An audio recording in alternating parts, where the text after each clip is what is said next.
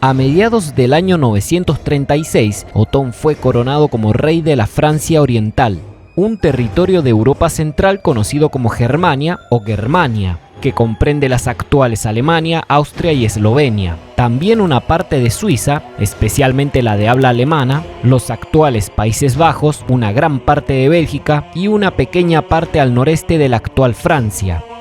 Todo eso es lo que era en aquellos momentos Germania, y un poco más al este se encuentra Bohemia, que es la actual Chequia, aliado de los germanos. En un comienzo, Otón no tenía el reconocimiento de todos los nobles, pero todos aquellos que se rebelaron fueron derrotados en batalla, y así Otón se consolidó como el único rey germánico, permaneciendo cada uno de los grandes ducados como autónomos, pero todos subordinados a su autoridad real. Otón siguió con la política de su padre de fortificar toda Germania, especialmente Sajonia en el norte, y también hace que los pequeños pueblos den el primer paso para convertirse en ciudades, agrandando el tamaño de estos pueblos germanos, creando algunos caminos para conectarlos, levantando iglesias y una gran catedral en Magdeburgo. Consolidado como rey germánico, Otón tiene que hacer frente a los bárbaros del sureste que han estado asolando tierras germanas desde hace muchos años, los magiares de Hungría, el mayor enemigo de los germanos.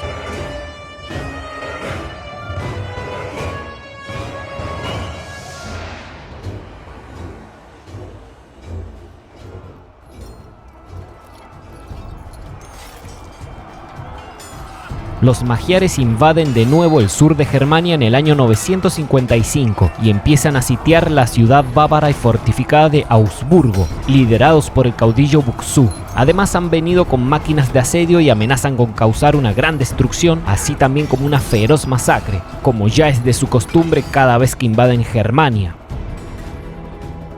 El rey Otón responde reuniendo guerreros de toda Germania, caballeros de Franconia, de Suabia, de Baviera, de Lorena, de Turingia e incluso de tierras checas, en lo que será conocido como Bohemia. Todos ellos se unen a los caballeros sajones del rey Otón para expulsar a los húngaros de tierras germanas para siempre. Los magiares húngaros invadieron el sureste de Germania, mientras que al mismo tiempo los vendos, vasallos de los germanos, se rebelaron en el noreste. Pero el asunto de los magiares es mucho más importante y es la amenaza que Otón pretende eliminar primero. Los magiares asaltan una de las puertas principales de Augsburgo, la oriental, porque estaba en plena reparación a causa de las guerras anteriores. Entonces un pequeño contingente húngaro consigue meterse por esta puerta, pero el contraataque liderado por el obispo Ulrico logra repeler la invasión, después de que el comandante húngaro cayó muerto en combate. Una pequeña victoria contra un pequeño contingente de un vasto ejército bárbaro que tan solo estaba probando las defensas de Augsburgo. Sin embargo, al pasar la noche, llega la noticia de que el ejército del rey Otón se está acercando desde el oeste. En medio del bosque, los exploradores húngaros avistan al ejército de Otón, más pequeño que el de Buksu. Son unos 7.000 o unos 8.000 guerreros, entre caballeros y soldados de infantería, mientras que los magiares están cerca de los 10.000, sumando a sus 8.000 jinetes con 2.000 guerreros de a pie. Todo esto sin contar a los miles de esclavos que los magiares se trajeron para obligarlos a construir los campamentos y las máquinas de asedio, lo que deja bien en claro que no se trata de una simple incursión de rapiña, es más bien una campaña de conquista. La caballería húngara es bien conocida por ser extremadamente letal. Son más ligeros que los caballeros pesados y blindados de Otón, pero son muy hábiles y son capaces de disparar una enorme cantidad de flechas en muy poco tiempo. Hablamos de decenas de miles por minuto, lo que los convierte en una de esas letales fuerzas de caballería ligera que arrasan cualquier tipo de infantería, tal y como los hunos lo hicieron durante la segunda mitad del siglo IV y la primera mitad del siglo V, cuando arrasaron casi toda Europa y Asia. El ejército del rey Otón, aún en recuperación por tantos años de guerras entre los señores germánicos, son una fuerza militar experimentada y muy disciplinada. La mayoría de los caballeros de Otón son sajones, pero sumado a las tropas que reclutó de toda Germania, caballeros de cada uno de los grandes ducados e incluso de Bohemia para luchar contra los magiares, consiguió crear una fuerza de casi 8000 guerreros. Otón divide a su ejército en 8 divisiones u 8 legiones que no son tan grandes como las que tuvo alguna vez Roma. Cada una de las legiones de Otón son cerca de 1000 soldados, quienes forman una larga línea para avanzar rápidamente a través de los caminos de los bosques. En la vanguardia están los bávaros porque conocen mejor el territorio de Baviera y tienen que guiar al ejército a través de estos bosques. En el centro de la formación están los sajones, los franconios y los turingios, mientras que en la retaguardia están los suevos y los bohemios. Este ejército germánico marcha lo más rápido posible hacia Augsburgo, pero evitando los caminos despejados y usando los bosques para evitar que los húngaros los avisten de lejos. Sin embargo, los exploradores de los magiares logran divisarlos y envían jinetes hacia Augsburgo para avisar a Buk-Su que Otón se está acercando.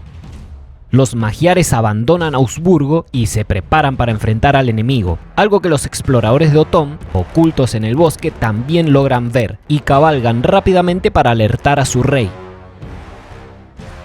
Mientras el ejército de Otón marcha camino a Augsburgo, su retaguardia bohemia es sorprendida por un contingente de jinetes húngaros que no solo toman desprevenidos a los checos, sino que son tan hábiles y veloces en este tipo de escaramuzas guerrilleras que prácticamente aniquilan a una gran parte de la columna bohemia, y los supervivientes tienen que huir al bosque cercano.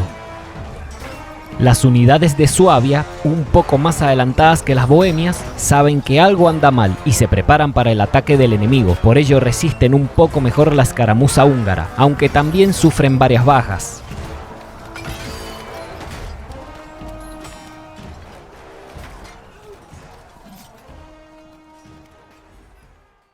El resto del ejército de Otón, más adelantado, sigue su camino. Obviamente no se han enterado de la fiesta, pero ocurre algo extraño. Este contingente húngaro pudo haber realizado la misma táctica una y otra vez, mermando poco a poco al ejército del rey germánico, pero por alguna razón dejan de atacar y se retiran, abandonando su misión y a Buk-Su, para ver si tienen mejor suerte en otro lugar, saqueando o sirviendo como mercenarios. Sin embargo, poco más van a durar con vida porque la noticia de la escaramuza llega a oídos de Otón, y el rey envía al duque Conrado de Lorena para que lidere el contraataque de la retaguardia con sus caballeros franconios. El duque de Lorena, Conrado el Rojo, anteriormente fue uno de los rivales de Otón en las guerras nobiliarias de los años anteriores, pero ahora está de su lado, luchando contra el mayor enemigo de los germanos, y logra ganarse la confianza de Otón aplastando a estos jinetes húngaros que no se esperaban un contraataque y también fueron tomados por sorpresa. La caballería pesada franconia de Conrado causó estragos en un combate cuerpo a cuerpo, pues los húngaros son jinetes más livianos, con una armadura más liviana y acostumbran a realizar ataques veloces, no tanto a combatir cuerpo a cuerpo. Por ello fueron aplastados en un combate cercano, frente a frente y cuerpo a cuerpo. Entonces, reuniendo a los bohemios y a los suevos dispersos, los caballeros de Conrado marchan rápidamente hacia la posición de Otón, con la moral completamente alta por su victoria. Cuando el ejército germano sale de los bosques, se encuentra con que el ejército magiar de 8000 jinetes y 2000 guerreros de a pie está desplegado en una estrecha meseta y listo para luchar, liderado por 3 caudillos, Buk-Su, Lil y Sur, que son caudillos tan ambiciosos que creen que podrán derrotar a estos germanos que aparentemente viven guerreando entre ellos y no conforman una nación realmente unificada. Razón por la que creen que les será sencilla esta batalla, porque piensan que son más enemigos que aliados. El plan de los magiares es crear aún más separación y rechazo entre los propios germanos, debilitarlos lo mayor posible y después conquistar sus territorios por separado. Primero Baviera y luego Suabia, para más tarde quizás extenderse hacia el norte por Franconia y Sajonia.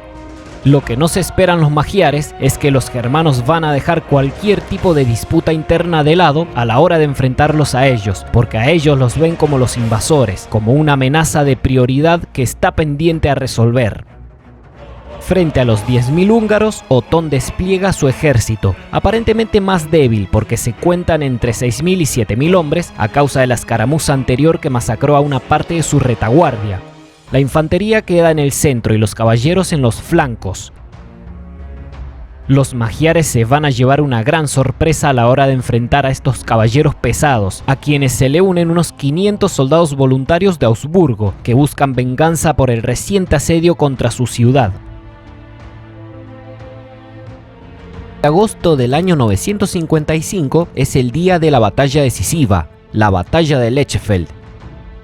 La potente y experimentada caballería pesada de Otón se va a enfrentar a los magiares húngaros, no tan confiados pero seguros de sí mismos, porque sus tácticas de guerra han hecho estragos entre los germanos durante años y creen que esta vez no será la excepción. Estos feroces guerreros del sureste superan en número a los hombres de Otón. Sus jinetes son muy hábiles y muy veloces. Acostumbran a lanzar flechas a distancias para mermar lo mayor posible al enemigo y luego embestirlo con rapidez, terminando el trabajo de los proyectiles, rodeando y masacrando a los que queden vivos. Pero en esta meseta estrecha que se encuentra entre el bosque y el río Lechfeld no tienen la libertad de movimiento que sí tendrían en una meseta abierta. Además, Otón y sus comandantes planean esperar a que los magiares lancen sus flechas permaneciendo en una sólida formación cerrada para evitar las bajas y cuando se acerque el enemigo aplastarlo en un combate cuerpo a cuerpo donde la caballería pesada germánica tiene la ventaja. La batalla empieza con un lento avance de los germanos. Otón le ordenó a la caballería pesada que avance al mismo ritmo que la infantería bávara, para evitar lo que quieren los magiares, la desorganización del enemigo. Los magiares realizan retiradas estratégicas, intentando atraer a los germanos a una trampa, encerrándolos entre la infantería y la numerosa caballería ligera, aunque los germanos previeron esto y avanzan cuidadosamente, formando un gran muro de escudos en el centro y los caballeros pesados en los flancos. Pero la caballería germánica tiene la misma estrategia que la caballería húngara, realizar ciertas retiradas estratégicas para atraerlos hacia su propia trampa. Mientras las caballerías enemigas hacen su trabajo, las infanterías chocan en el centro del campo de batalla, desatando un duro encuentro combativo, y es la caballería germana la que realiza un mayor retroceso estratégico, quedando fuera del alcance de las flechas húngaras, lo que obliga a los jinetes húngaros a empezar a romper su formación, avanzando a mayor velocidad para alcanzar a los germanos que aparentemente se están retirando, justo lo que pretendía el rey Otón.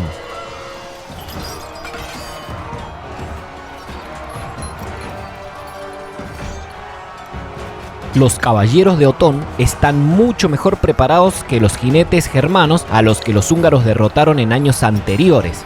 No se esperan que esta caballería esté bien blindada con sus cotas de malla y sus pesados escudos, por lo que la caballería germana se mantiene firme ante el ataque húngaro con proyectiles, que además no tienen tanto espacio libre para maniobrar según sus propias tácticas.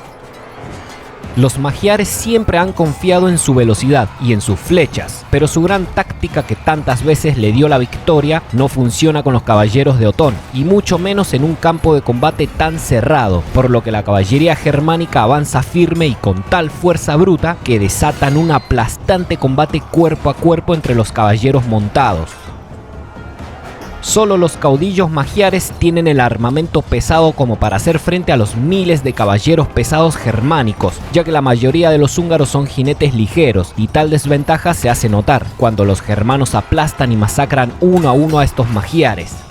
Los prisioneros húngaros también son ejecutados por órdenes de Otón, mostrando una imagen terrible con cientos de decapitaciones, mientras que los caudillos son colgados y puestos en los caminos para darles un claro mensaje a los húngaros del este sobre lo que les pasará si invaden de nuevo Germania, y entre los colgados se encuentra el caudillo Buxú. La batalla fue dura y los germanos también perdieron soldados. Uno de ellos fue el duque Conrado el Rojo, muerto por una flecha magiar, el mismo que lideró la victoria del contraataque de la retaguardia horas antes de la batalla.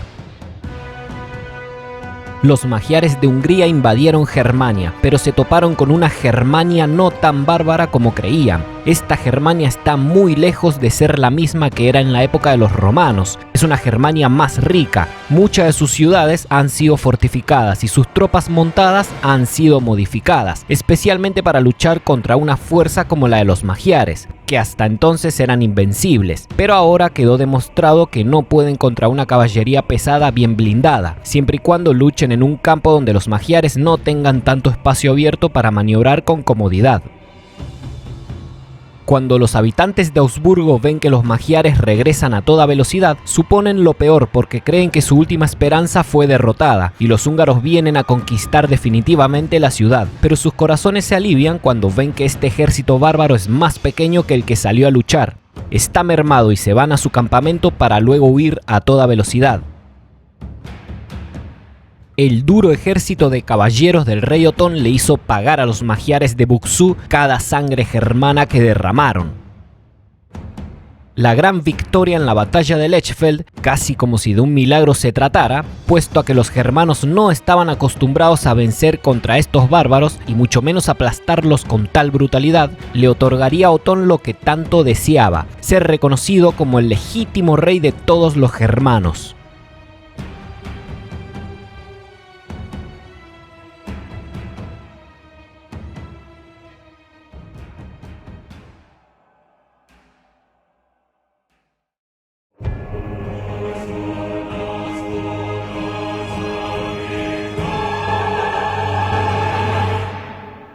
Otón es reconocido por toda la Europa cristiana, que celebra su gran triunfo sobre aquellos bárbaros paganos que arrasaron toda Europa occidental, pero han quedado tan mermados que ya no lo harán de nuevo, lo que le otorga al rey germano el mismo apodo que tuvieron y tendrán los grandes comandantes militares a nivel histórico: Otón el Magno, Otón el Grande.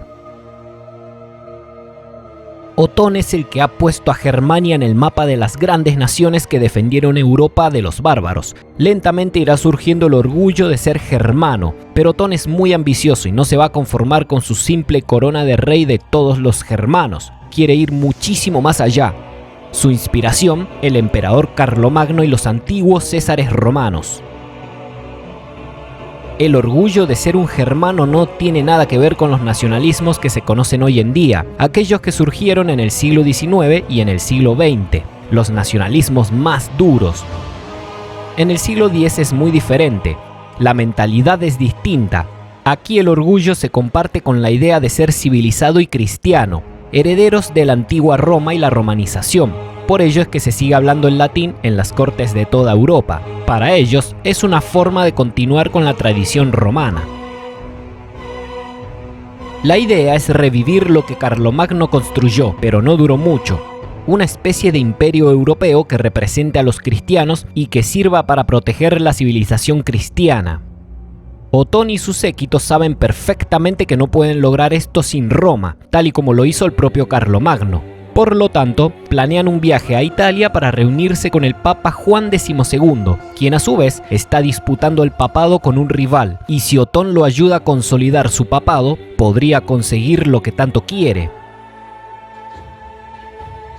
El plan se pone en marcha. Juan XII acepta la ayuda del rey germánico y en el año 961 Otón cruza los Alpes liderando a un ejército de 1000 caballeros pesados que aplastan a los enemigos del Papa, asegurando el aliado perfecto para su ambición de ser emperador de los cristianos, el mismo Papa.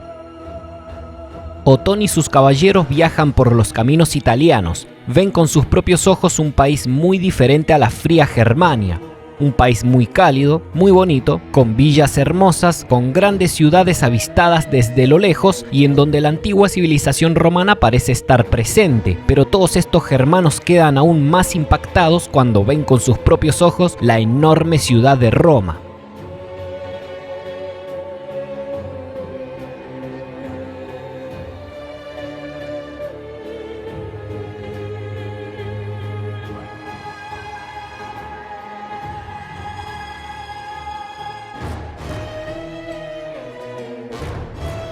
En febrero del año 962, años después de su gloriosa victoria contra los magiares húngaros que devastaron Europa, Otón es coronado como emperador y es declarado como el protector de la cristiandad. Este es el verdadero origen del Sacro Imperio Romano Germánico. Dependiendo de la lengua y de la traducción, hay quienes le dicen Santo o Sagrado Imperio, pero se suele utilizar el término sacro porque viene del latín y esta lengua es sinónimo de la civilización occidental. Es la lengua que hablaban los romanos. Es algo así como el inglés de hoy en día, una lengua que todos entienden. Durante los primeros siglos, a este estado no centralizado se lo conocerá como Sacro Imperio, más simple y comúnmente como el Imperio. Es después de la segunda mitad del siglo XII cuando se lo conocerá como Sacro Imperio Romano, y el término germánico aparecerá cuando Europa empieza a vivir la modernidad, algo que traerá consigo los primeros nacionalismos, el nacimiento de los estados nacionales, el orgullo de ser un germano. Es así como se adoptará el nombre de Sacro Imperio Romano Germánico.